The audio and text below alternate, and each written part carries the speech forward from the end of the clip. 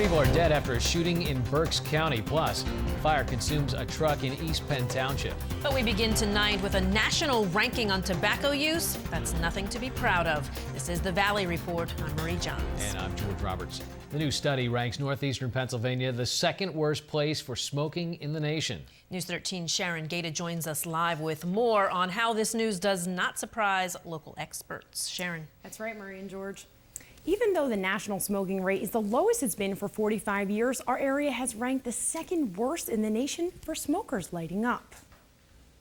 As the number of smokers in Pennsylvania continues to shrink, smoking is still the leading cause of preventable deaths in the U.S., especially areas like Monroe, Carbon, and Luzerne counties. There's perhaps several reasons that we can attribute to that. One is low income and low education. They correlate very highly with high prevalence rates of smoking. And in those areas, we have some pockets of high poverty areas, and especially with the Great Recession, it's probably a little bit worse at this point. According to the Northeast Regional Cancer Institute, over 400 residents in Carbon County are diagnosed with cancer each year, with lung cancer topping the charts. Lung cancer actually is the leading cause of death, especially for women. And it would be eliminated if people didn't smoke. There would be very, very little incidence of lung cancer.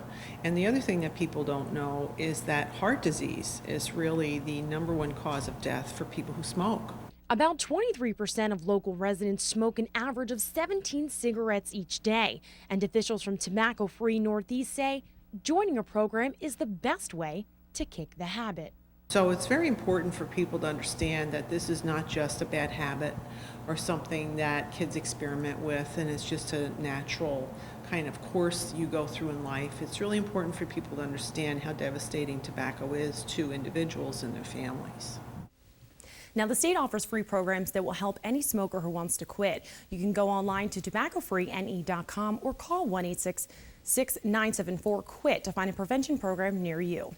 Reporting live, Sharon Gata. Marie? All right, thank you, Sharon.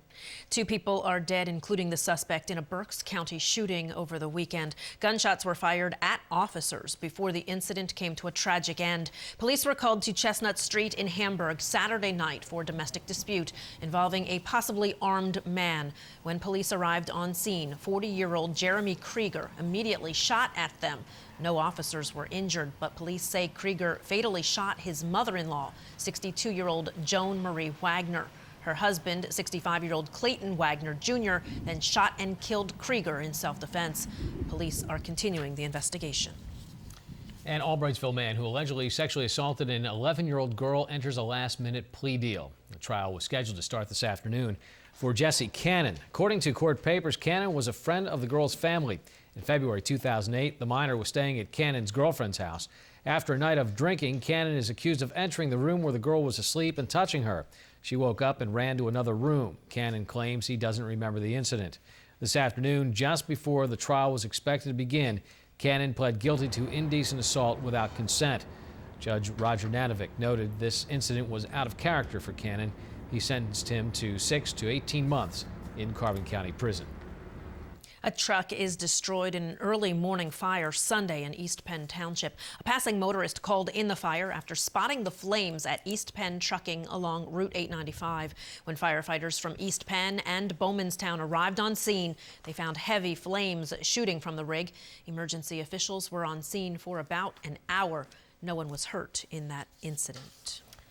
It's estimated 1.5 million individuals in the U.S. and tens of millions worldwide are affected by autism. Its cause is still unknown, and new government statistics suggest the prevalence of autism is increasing 10 to 17% each year. Well, News 13's Emily Voles has more on how a local agency is working to provide new opportunities for a growing number of adults with autism. Last spring, Michael was a student preparing to graduate from Parkland School District. Because of his hearing loss, it took many years for doctors to diagnose his autism. After he graduated, it was a huge concern for the family and the team, you know, what Michael was going to be able to do once he was finished with school. While many schools offer support for children with autism, they often get left behind when they reach adulthood. That's where VIA comes in. there is a greater number of individuals being diagnosed on the autism spectrum. And for there to be a support that is in existence after the high school years is just huge. After graduating, Michael began receiving service from VIA, a nonprofit agency in Bethlehem. VIA provides developmental and educational opportunities for children and adults with disabilities. Today, Michael works 1 day each week. VIA also provides him a recreation night. But with an autism waiver, they could soon offer him much more service. When somebody receives the autism waiver, we will be able to provide supports in a greater intensity for, the purpose of helping the individual to gain skills and increase their independence in the community. VIA recently became an autism waiver provider through the Pennsylvania Bureau of Autism Services. They now have greater access to state funding. The funding will enable them to provide more support to adults who qualify for an autism waiver. That means Michael and many other adults with autism in the Lehigh Valley could soon receive personalized support without an expiration date.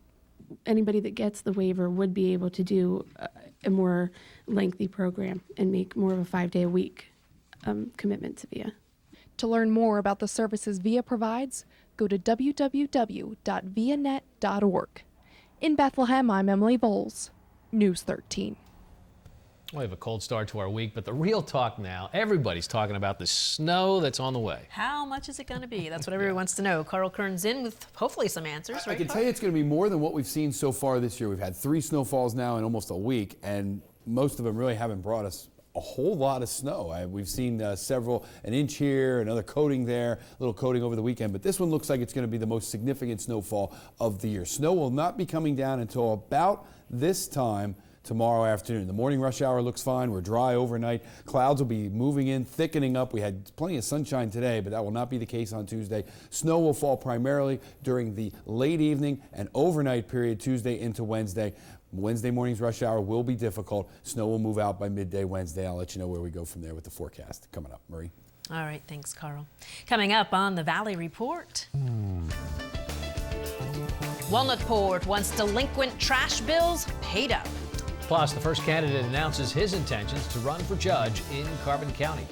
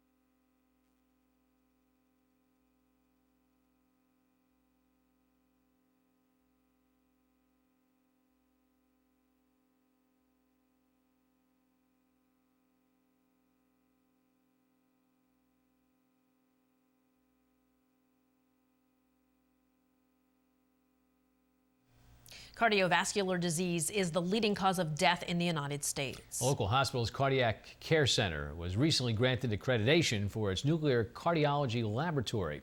The accreditation shows Blue Mountain Health System's commitment to patient care and quality of diagnostic testing. Through the nuclear cardiology studies, physicians are able to detect the presence of cardiovascular disease. In order to gain the accreditation, the center must meet high standards. If we didn't become accredited, patients would have had to go to Allentown or Bethlehem or Philadelphia or up to Geisinger to get this type of testing. And now we reach that same quality threshold as all those other places. So we're really at a standard that no one's sacrificing anything from coming here as opposed to going to the bigger city, so to speak. The Blue Mountain Health System's Cardiac Care Center is located in the Carbon Plaza Mall in Mahoning Township. A hearing on the long-awaited cleanup of a dilapidated Lansford building has been canceled. The Department of Environmental Protection did not receive any testimony or questions from the public for tomorrow's hearing on the cleanup of the old soap plant. The hearing has been canceled, but that is not stopping the work from continuing.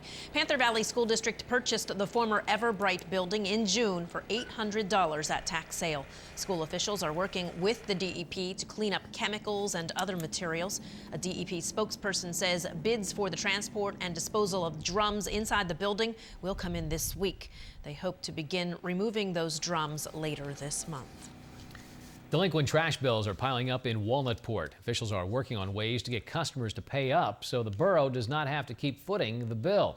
Over 100 bills have not been paid. Late last week, borough officials threw around ideas on how to get people to pay their bills. Technically, not paying is theft of service, so the borough could go through the district magistrate or police.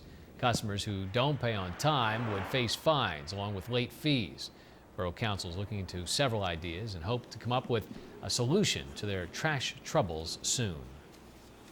A Summit Hill attorney is running for a Carbon County judicial seat. 48-year-old Joseph Matika has announced his candidacy for the open position on the Court of Common Pleas. He says he'll make a good judge because he has a great knowledge of the law. I've practiced everything in the courts from adoptions to zoning, A to Z.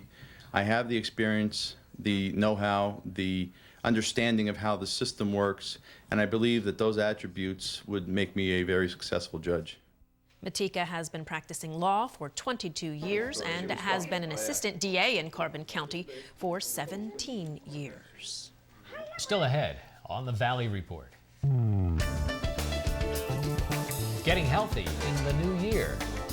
Plus, basketball action coming up a little later in sports.